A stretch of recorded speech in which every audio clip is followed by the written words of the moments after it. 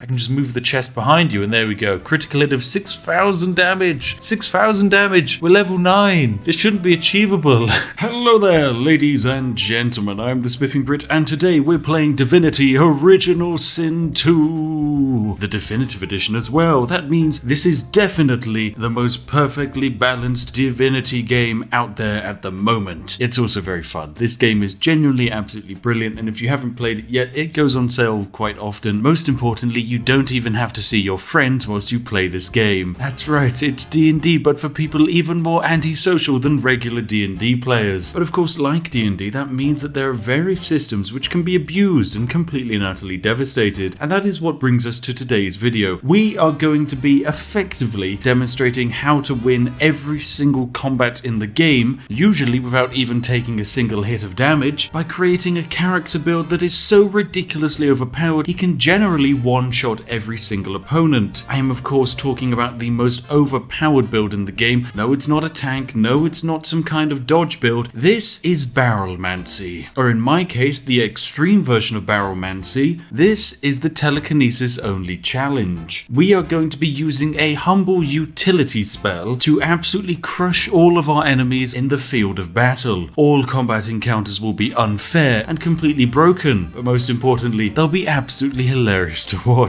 First of all, this character can be created almost instantly as soon as you start out the game, and they're also going to be very, very powerful. So, ladies and gentlemen, without further ado, make sure you sat back and relaxed and you're ready to watch one of the strangest videos I've ever created. You're gonna need several warm cups of Yorkshire tea for this one, I can tell you that much. Let's dive into this game. So we're going to be playing the single player version of this game, but the strategy works in multiplayer. In fact, it can work even better in multiplayer. And we're going to be playing on the classic mode, because this is the most classical experience which the developers kind of base most of the balance around. Now before we start, I have activated one mod which basically skips the entire tutorial segment of the game. The tutorial is wonderful, it's beautiful and it's great fun. The only downside is it's about 5 hours long and I've done it about 40 times at this point, so I'm going to be bypassing all of that. Otherwise, this is a completely unmodified Divinity Original Sin 2 experience, one which I strongly recommend you invite your friends to see. Oh, and of course, ladies and gentlemen, if you're feeling especially fantastic today, you can even like the video before we begin. Thank you very much. Now, we need to create ourselves a character. This game does have several pre-designed characters who are lovely, like for example, the Red Prince. He's sophisticated. I mean, just look at that dapper top hat and monocle. He's so fancy. But we're actually not going to be playing as any of the named characters. No, none of that. We are instead going to be playing as an undead human. Now, the reason we're playing an undead is for several reasons. Mostly, I absolutely love the undead, but secondly, the undead have several important bonuses. The main one being that they can't die to poison, and also they're immune to death fog. This means that if you really want to cheese the game, you can technically load up a character with a bunch of what is effectively this game's version of anthrax, walk into a densely populated area, release it, and just stand in the middle of the cloud of death and watch as everyone around you is instantly murdered. We are, however, not going to be doing that because death fog can be annoying to come by and very temperamental in combat. So instead, we're going to be using a more accurate weapon, and part of making this weapon stronger means that we want to play a human character because humans are ingenious and ingenious characters are perfect. Now let's mess about with Sandor's lovely face. Oh my goodness, just look at this. I love all of the customization options you can have just for a skeleton. Oh my, look at how dapper and jazzy he looks. Oh, he's fantastic. Oh, just look at him, he's amazing. Now before we decide upon a name, we're going to be messing about with some very important presets for him. For a start, we're removing all of the basic ideas of what he should have. No longer is he going to be intelligent and have good constitution, no. Instead, we are going to be dumping every single attribute point he has into wits. At the same time, we're getting rid of his abilities. He's not going to be good at summoning or lore mastering. No. Instead, we're dumping his civic points into telekinesis. Now, at level 1 telekinesis, this allows you to move items telepathically regardless of weight at a range of up to 4 meters. Now, 4 meters is enough to win this game, but it's not enough to give you a lot of flexibility, and so we'll be improving this. And then with our other point, we're going to be investing that into Scoundrel. The reason why is this improves our critical chance as well as our movement speed, meaning we can move across the map a bit faster, but most importantly, we gain an increased chance to do critical damage. Critical damage can literally be like an additional 300% damage on all of your attacks. This is very important because it even affects attacks done using telekinesis, and seeing as telekinetic based attacks are the highest base damage this game has available, it's a good one to pick up. So yes, 2 points points into Scoundrel. Then we probably need to change his skills around. We'll grab Adrenaline, as well as Chloroform and Backlash, although I've got to be honest, we're not going to be using any of these, excluding Adrenaline, because that gives you 2 extra action points, which is effectively more uses of telekinesis in the field of battle. Now we need to give our character some tags. Well, of course, he's going to be an outlaw, and he's going to be a noble, because I mean, just look at how jazzy he is. Right, now let's give our lovely telekinetic monster a name. Now, who are we playing as today, ladies and gentlemen? Well, today we're joined by the legendary Obi-Wan Kenobi. That's right, you'll probably remember him from Star Wars, but this is his undead version, now with even more force powers. But most importantly, he also now has special abilities and wants revenge. He wants revenge on just about every living being. Because do you know what those living people did? They sold Star Wars to Disney. And now it's Obi-Wan Kenobi's time to get some vengeance back. Right, Obi-Wan, go! Until they give you your own feature-length film, you will have to start a run of rampage and chaos across the lands. So let's start this lovely game. Now welcome to the start of our lovely adventure. It's going to be absolutely beautiful. Now immediately we're not on the tutorial zone. No, immediately we're on a lovely, lovely little boat, and it's going to be fantastic. Oh no, the dead have come attack. Oh, beans. And... oh, beans. I've accidentally triggered a fight because I forgot to put my hat on. Right, now I've been able to avoid the fight by simply pressing the play dead button, and this has made me hopefully safe from Gareth. So what I'm going to do is I'm now going to actually make my character viable for the real world. Now the issue is when you play the undead, everyone is terrified of you. Like for example right now, and so I'm going to have to run away. Now I am going to start my character build whilst in the middle of combat, and part of my character build does include actually putting on a whole bunch of this armor, because the issue is when you're playing the undead, if you don't have a helmet on, you're going to get attacked by everyone around you. So we've put on a lovely helmet, which we're just going to hide, and now we can actually pick up the rest of our stats. Naturally, we're going to sink all of our points into telekinesis that we have available. We're also going to pick up the all skilled up bonus. This is going to give us another point to put into telekinesis, so we're now level 4. Now for the next perk we're going to pick, there are 2 good ones to go for. Escapist is insane because it allows you to run away from all combats, effectively making you immortal. But what we're actually going to pick up is Executioner. But in order to pick this up, we need 1 point into Warfare, which is very easy to do. So there we go, 1 point into Warfare. Now we can pick up Executioner. This means every time we kill someone, we gain 2 extra action points. Basically meaning if it only takes you 1 action point to murder someone, you get 2 bonus points to murder 2 more people. And then with our additional combat points, we're going to sink them all into two-handed because this improves our critical chance, damage, and multiplier. And trust me, this is very, very important for especially when you're lobbing stuff around.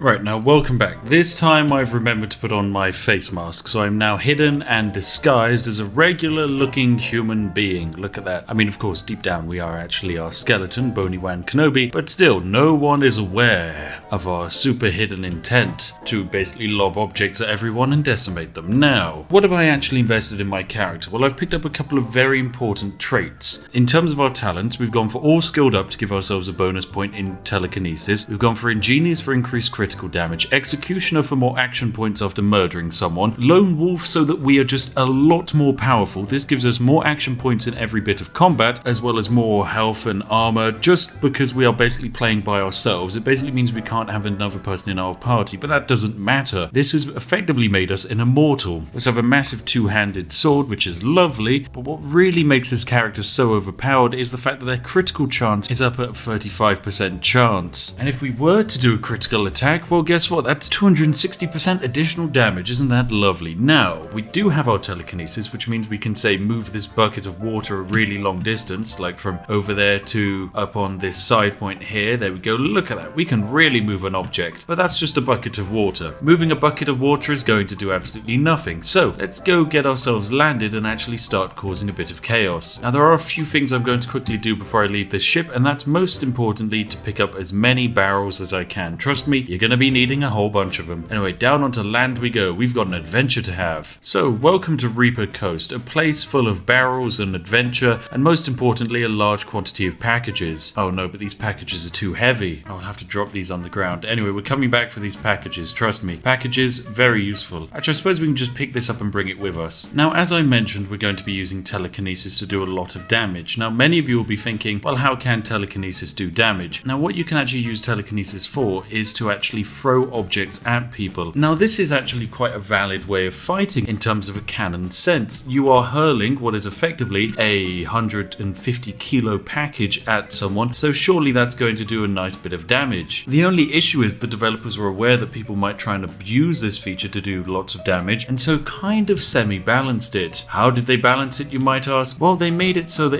if you move an object, it does damage based on its weight. Now the best way I'm going to be able to demonstrate this is by murdering this dwarven maiden in front of us. We're going to be throwing this chest, which has a decent amount of weight on it, into this dwarf, and if that doesn't kill them, we'll throw this package and then the crates. So here we go. We're going to start by dropping this chest nearby, and the way telekinesis works is if you want to kill someone with it, you just kind of want to aim roughly on their model or as close as you can get, and then lo and behold, we've hit them with a critical hit. It's done some decent damage, but as you've noticed, the chest has taken damage. So let's move the chest over there and try now with the package, which is a bit heavier than that chest.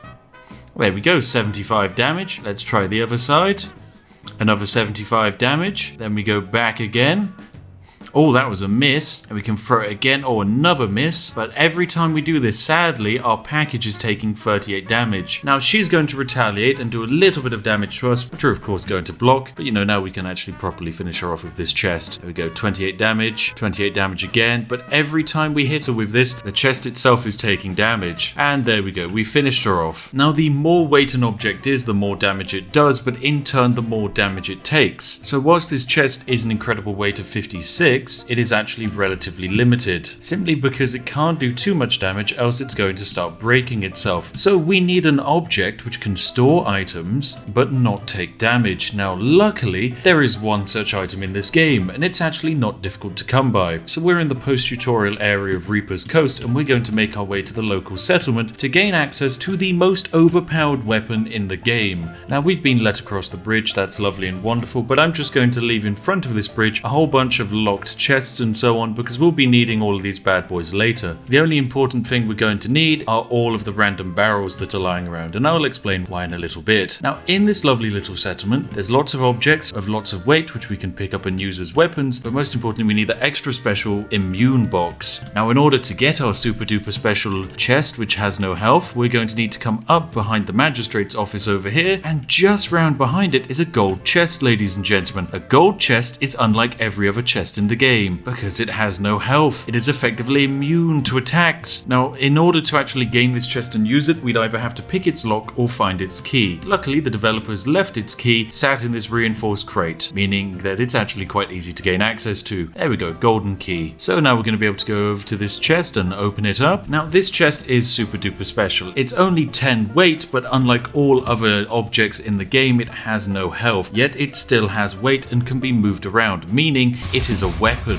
It is the best weapon, in fact. Now what we're going to do is we're going to pick up as many of these barrels as we can, which is a very strange thing to do, but it's going to make perfect sense very soon. So we're going to pick up our chest, which will eventually become kind of like a dog for us, I guess. We're just going to be eventually walking around with it strapped to our waist. So now to actually increase the damage we can do with telekinesis, we need to fill this immortal object up with weight. What we're going to do is simply walk around this lovely village, and we're going to pick up some very important objects with lots and lots of weight. So over near the starting area, there's two packages sat right here, which are of course immensely heavy, far too much for us to carry, but we want to put them inside of this ornate chest. Now the issue is the ornate chest only has this many slots, so in order to fill the ornate chest with more than it actually feasibly could carry, we're going to load these packages inside of a tiny backpack. Yep, it's as easy as that. We're then also going to fill it with a whole bunch of barrels as well, and then we can take off this backpack that now weighs 321 and put it down on the ground. We can then pick up that same backpack and put it inside of the chest. Now because this 321 weight backpack is inside the chest is now weighed at 331. It's a heavy chest, meaning it does 331 damage, but I'm afraid that's not enough. So our adventures must continue, for we need more barrels. So we've made our way out to the front bridge, and what we're going to do is load up our backpack inside our chest with a few more water barrels and also this lovely other chest. So we now have a chest loaded inside of a backpack filled with packages and water barrels, which is then then in itself loaded inside of this massive gold chest. This gold chest now weighs just under 600 weight. This is incredible, but it can be better. Now just up the road, luckily, there's two fantastic water barrels on the ground. Water barrels are brilliant because they contain about 60 weight each, meaning these two water barrels have just added 120 weight to our lovely chest. So we're going to walk up to our chest. We're going to, of course, open it up. We're then going to open up the backpack. We're then going to open up a barrel inside of the backpack, and then we're going to load that barrel with barrels of water. Effectively, we are creating a black hole of weight, and by doing this, our brand new gold chest will weigh 800 weight. Look at that bad boy. That is one chunky chest. And what I'm going to do is I'm going to take my lovely chest back inside the town and find a few more items to load up inside. Oh, and ladies and gentlemen, I've just spoken to Obi-Wan Kenobi, and he says he has now found a way into Disney HQ. But in order to crush the competition and get his very own feature-length film, he needs a chest of at least 6,000 weight. Where's the weight going to be coming from? Well, each like on this video, that's right, each like will be converted into 1 kilo of weight via myself loading rocks into a chest and then giving to Obi-Wan Kenobi, who will then use that very same chest to one-shot Mickey Mouse in the final battle for total control over the Star Wars franchise. Good luck, ladies and gentlemen, and do your part. Right now, I've just gotten this golden chest's weight up to just under 1,000, which is enough to do a terrifyingly large amount of damage, and so I'm going to test this out on the guards which look after the bridge. Now, there are technically 4 guards here, which are very decently high level, and if I was to try and fight them normally, I would stand no chance at all. But luckily, I don't have to fight fair. So what we're going to do is we're going to move our exceedingly heavy golden chest and slam it into this silent watcher here, which has over 300 health. Now we can rotate the item a bit to make it a little bit more likely to hit and slam it down there. Now immediately that's done 539 damage, the chest has taken no hit points, and we just one-shot an enemy. Quite a high level one at that. We're then going to use the telekinetic powers of Obi-Wan Kenobi and slam these 2 named guards at the end at the same time. We're of course going to get 2 extra action points for that, and then we're going to spin the same chest round and slam it into this man here.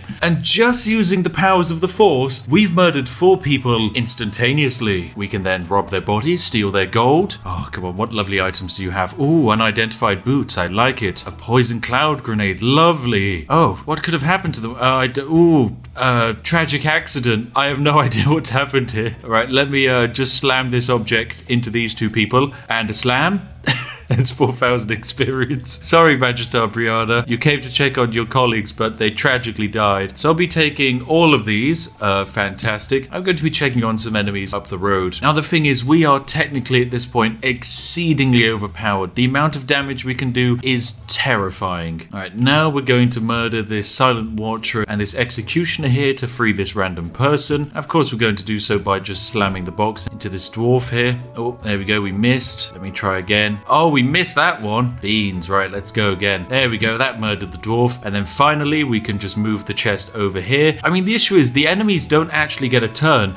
They were the first person to survive. They survived 359 points of damage. Well done. Oh, but they didn't survive the critical hit of 1,400 damage. Otherwise, really good attempt by them. And they've given me this lovely 2-handed axe. What does this axe do? It increases critical chance by 20%. Well, isn't that just lovely? That means we now have a 55% chance of lobbing this chest into someone and doing 1,400 damage. Alright, now let's pick up this chest and go into the town. We've got some more chaos to cause. As you can guess, the process of telekinesis is exceedingly overpowered. There is just simply no counter to it. You're effectively a traveling force user who runs around with a chest that contains more dense matter than most black holes, and you have the ability to one-shot every single opponent you see, or in the very least murder them before they can even fight back. Right, welcome back, ladies and gentlemen. I've just spoken to Trader Haran here, and he's given us a extra special bonus discount on a unique item. It's the Snake's Tail, ladies and gentlemen. It's a lovely little belt which provides an additional +1 telekinesis and bartering. That additional telekinesis allows us to, you guessed it, ladies and gentlemen, move objects up to 20 meters away. I've also run around this entire settlement and created the Mega Chest of Death. Allow me to introduce you to my golden chest. It has a barrel, it has another barrel and another chest and a sack and another backpack, and it is an immense quantity of weight. Just look at this bad boy. It is 2,700 units of weight, which makes it one terrifying monster, and we can move it across almost the entire map that we can see. We have become very, very powerful. And so what are we going to do with our mega chest of death? Well, I think we're going to have some fun, and we're going to try and take out Magister Raymond here. Now, Magister Raymond here is a very powerful character. He's level 12. He's got 460 armor and 690 health. This is going to be a bit of a challenge to try and murder him, but luckily, ladies and gentlemen, we can just cheat and use our massive golden chest. So we're going to slam the golden chest into the other side of him using the force. You might wonder why we're doing this. Well, I heard that the Magister here actually prefers the sequels to the prequels, and consequently, he must be punished. And in one simple hit, he's dead.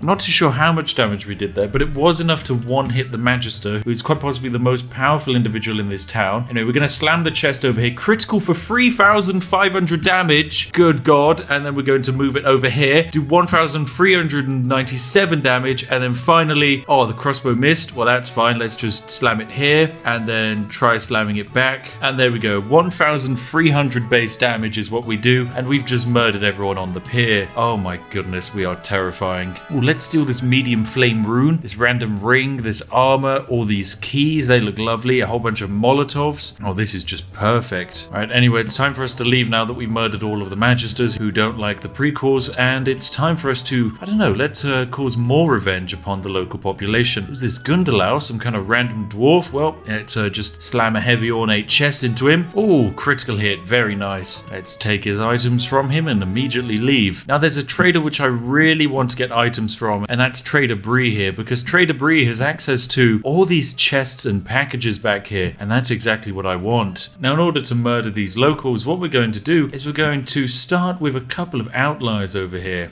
See, Glory and Nicholas here are just lying down having a picnic, discussing some of the finer qualities of J.J. Abrams' latest Star Wars classic, while Obi-Wan Kenobi will not stand for such a travesty, and we'll be slamming this ornate chest into both of them. Would you like some slam with that jam of yours? Whabam! Oh, 3,000 damage. Oh, and look at this. We are now in combat with most of the local population here. Oh my goodness, everyone is hostile. Right, the entire village now wants to murder us, but it's okay, because we have a chest on our side. There we go, 1,000 damage. And because, of course, we can telekinesis across the entire map, we're actually going to be able to move the chest over here, move into the town center just a little bit more. We're going to slam this chest into the trader. That's one trader down. And we're sadly going to have to slam it into the dog and this random person, killing both of them in one go. I'm sorry, doggo. Then we can just throw the chest across the map into this trader. The range on this chest is insane. We can slam the chest into this dwarf. Oh my goodness, this isn't fair. And then I guess we go for the town crier over here next. Perfect. And then we can technically finish off by playing dead, which makes us completely and utterly invisible,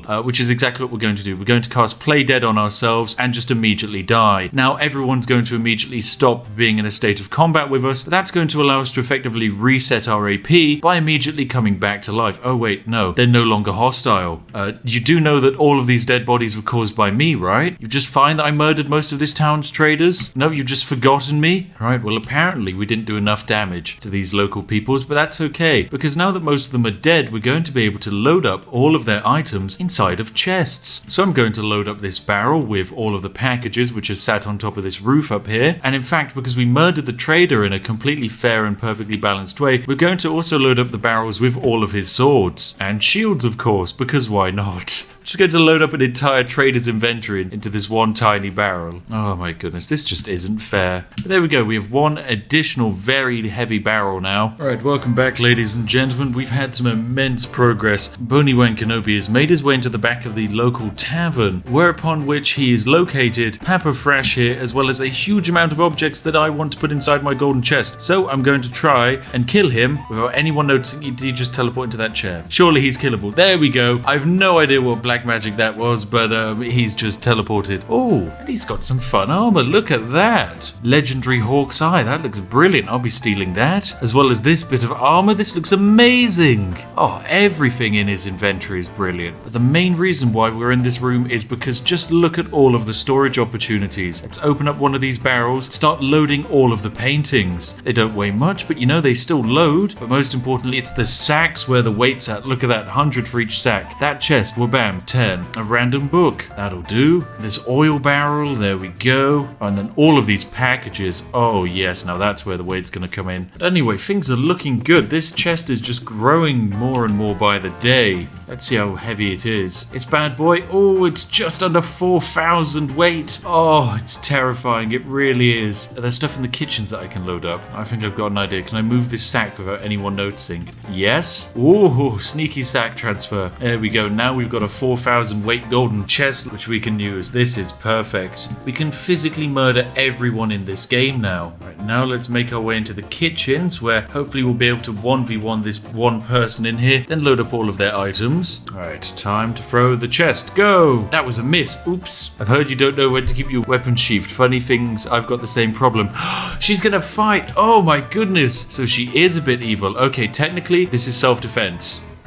Self-defense to do 5,700 damage to her. Oh goodness, that's so unfair. That's so unfair. Alright, now to load up all of the trash inside of the chest. If it can be telekinetically moved, we are moving it. That is how this works. Alright, there we go. Perfect. We've managed to murder the local cook, who technically was a murderer, so this is all fine. Who's this person standing in the way? Loverick, I need you to move us. I'm going to accidentally smash you with a chest. Oh my goodness, this man sells a cup of tea. He sells tea. Oh my friend, please let me buy that cup of tea from you. I'll give you whatever you like. There you go, have some gold. I want that cup of tea. Oh, perfect. Let me sample the tea. Oh, lovely. The refreshing taste of Yorkshire gold. Now, I'd like to actually go upstairs here, so what I'm going to do is I'm going to load the chest into my backpack, and then I'm going to simply climb up these stairs here. Now that I have the chest in my backpack, I'll simply drop it off, and it's time for me to murder all of the people on this floor. So what I'm going to do is absolutely smash this chest into this person here. There we go, 5,200 damage, and now I'm going to gain access to all of their chests, because there's some lovely stuff in here, I'm sure. Then I can telekinetically steal all of this gold, look inside this chest, or even more gold. My goodness, there's so much stuff in this room. But what is most important is loading up all of the items in this room into a chest. And there we go, we've loaded up our chest with a few more objects. All right, now let's try and murder some of the people standing around here. There we go, that's a whole bunch of damage there. There's one more Magister in this fight though, which will be fine. Let's just slam the chest over there and execute it. Job done. 2 Magisters murdered. And luckily the local population doesn't seem to really mind. We're now actually in a room surrounded by chests, which of course I'm sure you know what happens. We open up our box and just load in all of the other chests, which will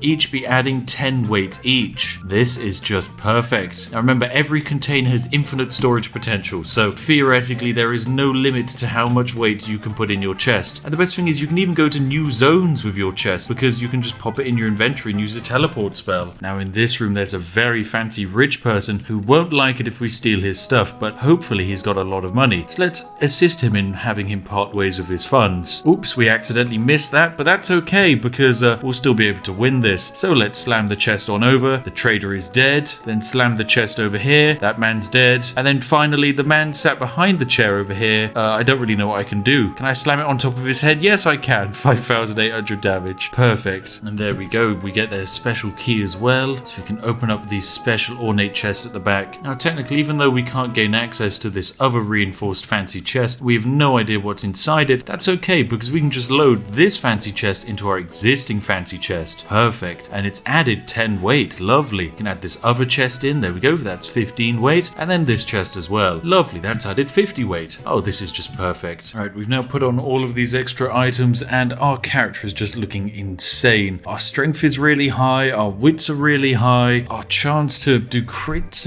is just absolutely incredible. I mean, everything about our character is just stupidly overpowered, and it's perfect. Right, now, just to finish off the upstairs area, let's just drop that chest there. Oh no, Brax is not happy with that, but it's okay, Brax, because I can just move the chest behind you, and there we go. Critical hit of 6,000 damage. 6,000 damage. We're level 9. This shouldn't be achievable. What an absolutely overpowered experience. Right, you know what? I should probably completely finish off this pub and just, get rid of absolutely every single person inside of it. So let's just quickly close these doors and give it a try. I'm sure it's going to work. What could possibly go wrong? Right. Chest on immediately to the person that's singing, slam in, and they're dead. Right, now everyone's gotten hostile. Now who has the ranged weapons? I mean, this drunk person's probably fine. This man's looking a bit spooky, so there we go, 6,000 damage and 2 additional AP. And we can try this man here. There we go, he's gone. Then the person who's closest to us would be a good idea. And this person here, wabam, there we go.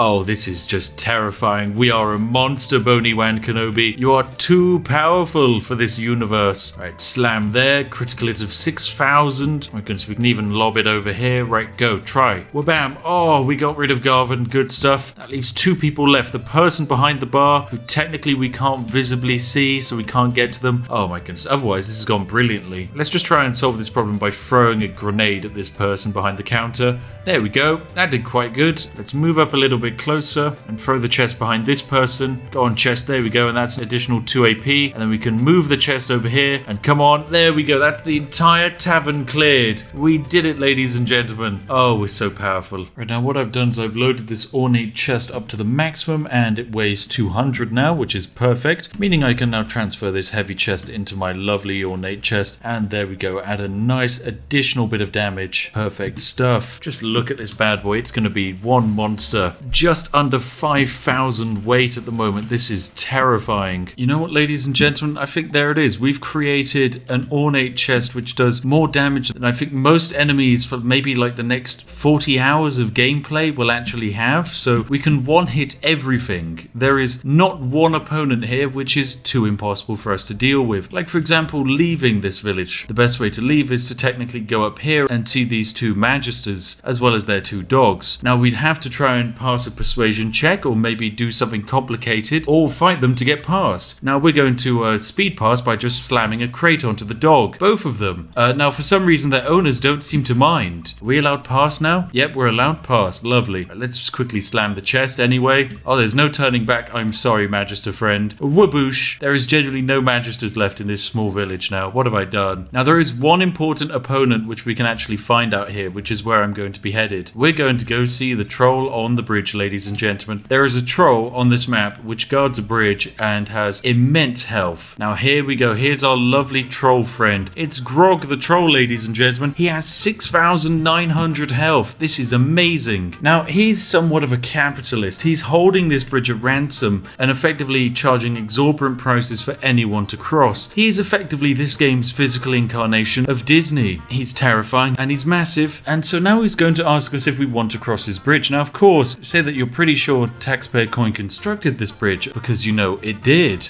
But no, Grog says it is now his property because no one's maintained it recently. Okay, so let's nod and ask to cross the bridge. Okay, for 5,000 gold he's going to let us cross. Oh my god. Now we could probably do a wits persuasion here because we have so much incredible wits. But you know what? Let's say that's too rich for my blood. Hands up and back away. Right, time for us to go. What a troll. He's brilliant. I absolutely love this troll. Right, let's draw the weapon. Let's do it. So Grog the troll has quite possibly the most health of any opponent you're going to be facing at this tier. Well, in fact, you probably wouldn't be even facing him. You'll probably do his quest and then come back to him. So let's slam this gold chest into Grog here. We missed. Oh, beans. Right, let's try again. Right, and slam it here. There we go. Apparently my blows mean nothing to him. Oh no. Right, behind. Critical hit. There we go. We've almost killed him. He's only got 352 health left. Oh, this is perfect. And let's move the chest over. And we're bam. Grog the troll is dead. We did it. We killed the troll. It just 3 hits and one of those was a miss. Oh, he's dropped a legendary ring. Lovely. Some large tusks and a whole bunch of gold. There we go. This is an incredible opponent and one which is an absolute nightmare to try and murder, but we've managed it, ladies and gentlemen. All thanks to the power of perfectly balanced games and Boney-Wan Kenobi, the greatest and most powerful Force user when it comes to crushing mortals to death using an exceedingly overpowered ornate chest. This man is terrifyingly powerful, and there are no limits to his abilities. And I'm afraid that's all that we're going to have in store for today's video. If you want to see more adventures in Divinity Original Sin 2, then hop down to the comment section and we'll make it happen. Equally, I have a few other video ideas planned, so would you like to see A, more Divinity Original Sin 2, B, would you like to see some Fallout 4, or C, would you like to see even more Crusader Kings 3? The choice is yours, so hop down into the comment section and make your vote known. Anyway, thank you very much for watching, everyone, and if you're new here, do consider subscribing, because we'd absolutely love to have you in the community for when we break more games in very strange ways which the developers probably didn't intend. As always, a massive thank you to each and every one of my majestic patrons who make these videos all the more possible. Seriously, thank you very much. Without your support, we'd definitely be in a more complicated situation, so thank you very much. And if you're sat there wondering what video you'd like to watch next, well, look no further than these ones on screen now, hand chosen by myself to be absolutely perfect for you. Trust me, you're gonna absolutely love it. Anyway, I'll see each and every one of you in the next one. Have an absolutely lovely day, and goodbye for now.